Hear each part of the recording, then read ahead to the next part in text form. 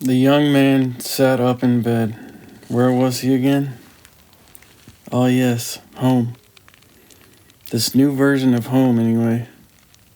He looked up at the ceiling while the soft hum of the air conditioner buzzed in his subconscious. Then he turned his head down to the floor where a bug was scurrying off into a corner. He had only been here for about a month. He was here because he had to be. This place was cheap and there wasn't much of anywhere else to be.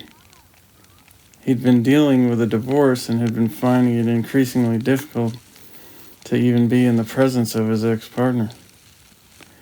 Any attempt at discussion just seemed to turn into insults and screaming, and nearly violence. They had a son. He was 5 years old. On the weekends, his parents would bring the kid by to say hello for the day. Today was the day. It was the weekend. They would be by soon. He needed to get up, but all he felt like doing was laying back down and passing out again. It was a shame what had happened to their relationship. It had seemed too perfect at first, like something out of a magical storybook. They used to go for long walks in town down by the river. She used to wear makeup and act all goofy, and they used to laugh and carry on and kiss and make love, and it really seemed amazing. It was amazing. Sometimes they felt like the whole world had stopped its business and everything had come to a halt just to take part in these glorious moments. But then things began to go downhill. When did it start? How did it happen? He didn't know. He couldn't even really remember, come to think of it. Everything had been going beautifully, and then one evening their families had gotten together for a barbecue in the backyard of her parents' place, and someone had brought up something about politics or religion or something. Her father had gotten a cold, distant look in his eye, and he had stared at the ground. In that very moment, something had changed. Something bright and hopeful and positive had immediately gone wrong. You could almost smell it. Her father had then began lecturing him through emails and messages about the way he should think and be, and it had just begun to get bad. And then these lovers had to suddenly become aware that they were not as close as they thought they had been, not as aligned. And the awareness of this knowledge was just too much. The innocence of their own private Eden had been lost forever, and she was too scared to change. So she ran back to her father and left him alone and exhausted and friendless and half dead. That was 4 years ago. Their son was now 4. He had just had his birthday. Everyone had gotten together for cake and singing at the park. The families did their best to get along for a few hours. Everyone strained to smile and to pretend to love one another. Everyone attempted to feel like this was a wonderful spring day and that they could somehow love one another once more. But to be honest, it was just agony. They all wanted desperately to get back home and to watch television and to go to bed. But the birthday had gone well enough. Nobody yelled at anyone, and the little boy had seemed to have a good time, laughing and jumping around on the playground with a new friend. It was nice how kids could be so trusting, so accepting of new people. The young man walked over to the bathroom and brushed his teeth. His mouth felt terrible for some reason. He had made the mistake of eating too much junk food the night before. He didn't have a wife to hold him accountable anymore. As he got up, he almost blacked out. He had been laying around too long. He was getting to be too lazy. But his son was coming over and he had to wake up and to get going. He had been getting in the habit of not wearing shoes. He had watched some video on the internet where this woman went on and on about how much more natural it was not to wear shoes. She had said that it helped with her posture and blood pressure and all kinds of things. We were all just animals after all. We weren't really ever even meant to wear shoes. That was just some fluke brought on by technology. And at first the young man had thought this seemed wise enough. But one day he had been out walking through town in the grass along the edge of the sidewalk and had accidentally stepped on an old piece of wood that had had a nail in it. Needless to say, that had hurt pretty bad. He had yelled out in pain. All the other people around who were out there walking their dogs had jumped excitedly when he had shouted. It was absolutely immediate. Like frightened birds or something. He had immediately brought their full attention. But then he had just smiled and pretended that there was nothing wrong. And they smiled back and looked at their own feet and then kept walking. He had to immediately limp home and pour hydrogen peroxide on his wound and then put some kind of bandage on it. He felt sad and depressed because this is the one kind of thing his wife had usually helped with, and now she was gone. He had to get by on his own.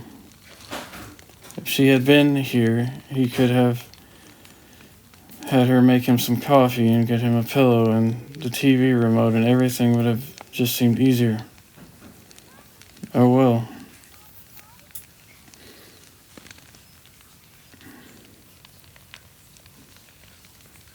He had felt annoyed when he had played there with his phone with his foot bleeding, because he had looked up the woman online who had been advising people to go around without shoes, and he had researched some of her other videos and had discovered too late that she was a little bit crazy. She advocated jumping off of waterfalls into icy water and eating bark and other weird things like that. Why had he ever listened to her anyway? I guess he was just desperate to try something new. But his foot had just healed these last few days. And he actually realized that even though that woman had been crazy, maybe she was sort of right about this one thing. He had liked the feeling of going shoeless. The people in the grocery store might have looked at him weird, but it had felt natural somehow. And having people look at him like he was different somehow felt right now that he was different. He wouldn't wear any shoes today. After breakfast, the man's doorbell rung and he hobbled over to greet his family, or what was left of his family. His father met him with a smile and a pat on the back. His mother greeted him with a hug, and that the hug seemed old and distant, and a look of concern and pity that he simultaneously appreciated and despised. She asked how he had been getting along, and then handed him his little blonde-headed son. Well, hey there, boy, how have you been? The boy turned his eyes up, and they met the young man's eyes. The man loved these kind of moments, but lately his son had been slow to look up and greet him face to face. What was going on? Was his mother saying bad things about him? Who knew? After the usual awkward greetings, everyone moved out to the back porch. He had prepared some vegetables and tofu and other healthy stuff to barbecue, and he also had a big pitcher full of homemade ginger beer sitting on the table. He poured some of it for everyone, and then he walked over to his father, who was standing by the grill. His father sighed and then drank the cold drink and then smiled and said, "Well, this is life, eh, boy? This is life." The next morning, the young man awoke and decided to take another walk. He rolled out of bed and almost instinctively put on his shoes, but then decided not to. Not today. Again. He also decided to wait to eat anything. Sometimes he enjoyed walking with that hungry, empty stomach feeling. It helped him to think more clearly somehow. He stepped outside into the green grass. He could smell the sweet smell of the flowers and the green things. A robin ambled up near to him and stared. Black crows squawked on the branches of a distant tree. A cool breeze suddenly blew in from somewhere distant and tossed his hair back. His hair had been growing long in recent months. He probably should get it cut soon, but somehow he just didn't feel like it. He somehow desired to get back in touch with some primitive ancient knowledge of some kind. He wanted to feel a closeness to these birds and these beasts and these trees. These blades of green grass, somehow, some way. He often found himself out here on these lonesome trails. What was he really doing out here? Was he just trying to stay in shape, or was it something else? What was he trying to get away from? Sometimes on a cloudy day when there was nobody else out here, he would get that sick, panicky feeling of anxiety welling up in his throat. Anxiety, his old friend, that old demon who had been haunting him since the early days of wetting the bed and midnight tears and terror. That's something that was always lurking under the bed or somewhere off in the trees, outside his room in the dark. That thing that was standing over him that one time when he had gotten in that car accident and hit his head and truly felt like this might very well be the end. But no, not today. Today he was going to be all right. After all, it was pleasant enough today. Nice weather, sort of cool, with clear blue skies and squirrels and groundhogs and birds and other people with children all sitting out on the grass in the park. He gazed over at a young family with several smiling children. They all looked so happy, so contented somehow. He envied them. Where was his dream? Where was his life going? He suddenly felt the need to go to the bathroom, but there wasn't a bathroom anywhere nearby.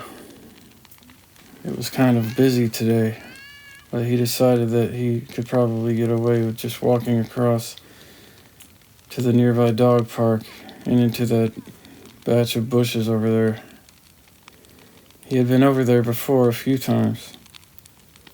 There was a little trail there, and it was a good spot to sit in the shade and do whatever you needed to do. Actually, once he had needed to go to the bathroom before and had walked over here in the evening and had accidentally come upon some teenagers making out. As he watched them kissing, he thought that how awkward it was. The two kids had jerked up suddenly in a panic, and the boy had hit his head on a tree branch, and it was bleeding. The poor dumb kid. Before any apologies could be made, the two lovers had run off into the nearby field.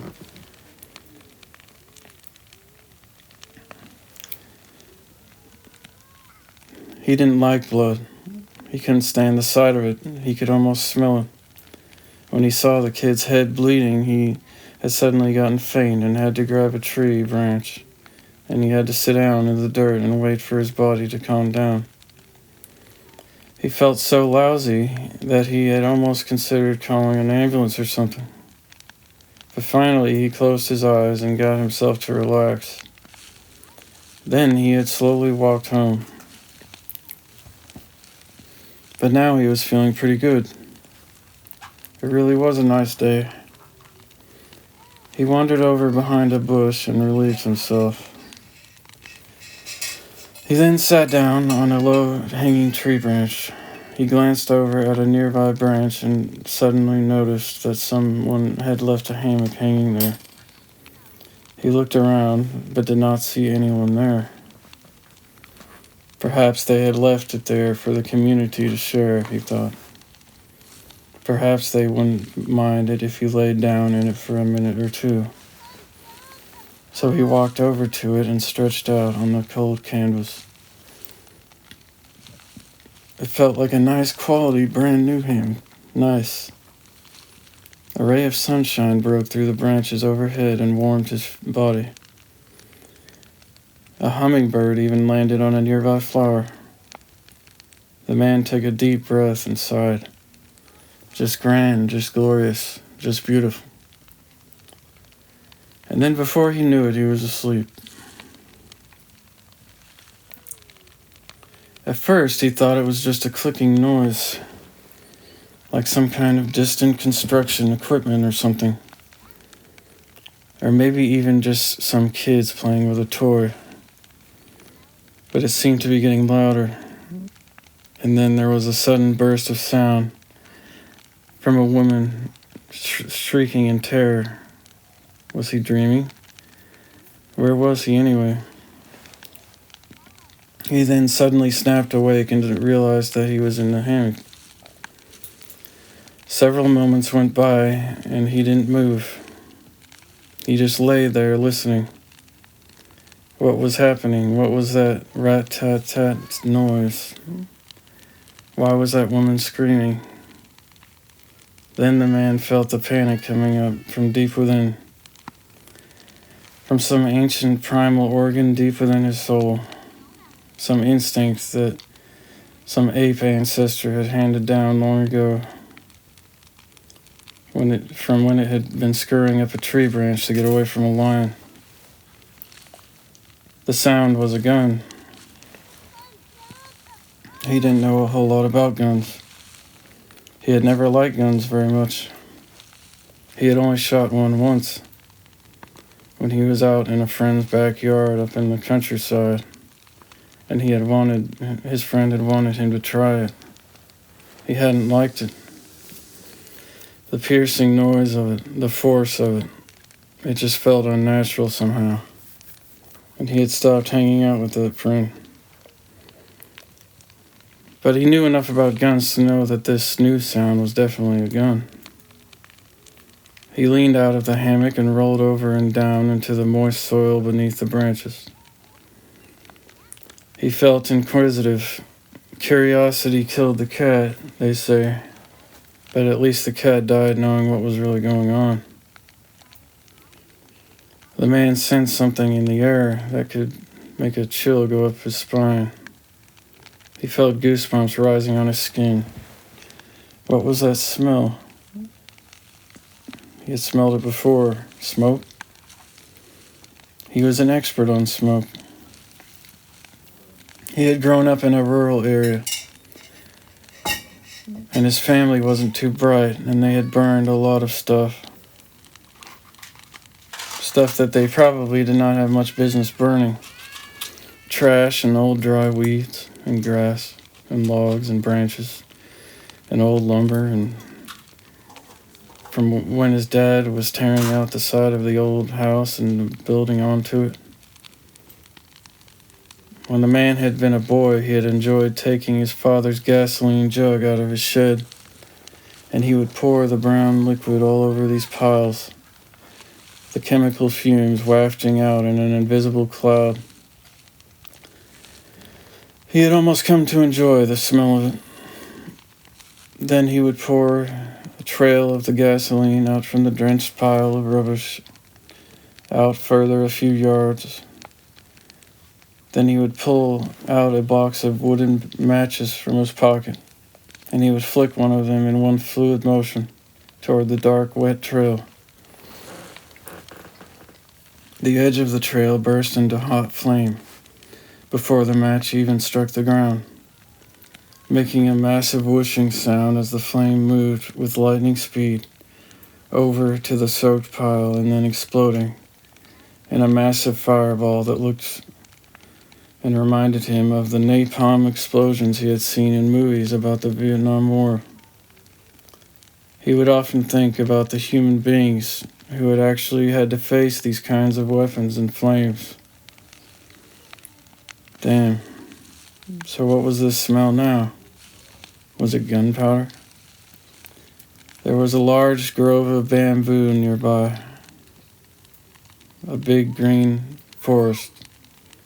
Sometimes he had liked to go there when he needed a few moments alone when he was upset. He slipped into this forest now. More distant popping sounds and loud screams coming from a woman. What in the hell was going on over there?